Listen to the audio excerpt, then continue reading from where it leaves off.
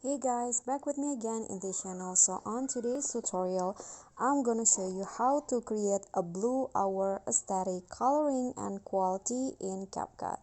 First, you just need to add your clips and then go to filter, find the movies category, and then select the green orange filter, set it to 90. Now click on adjust and follow this setting. For the brightness, you need to lower it to -9, contrast -42,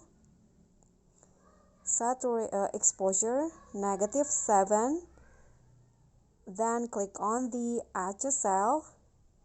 On the orange color, set the hue to -15 and then saturation -20.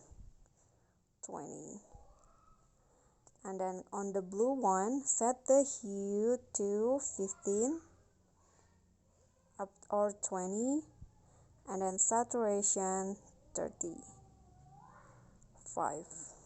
Okay, you can just go back and then click on the highlight and set it to 11 and shadow -5. So you are done, and here is the final result. Okay guys, so that's all from me. Thank you so much for watching. Please don't forget to like, comment, subscribe, and also click on the thanks below. Bye.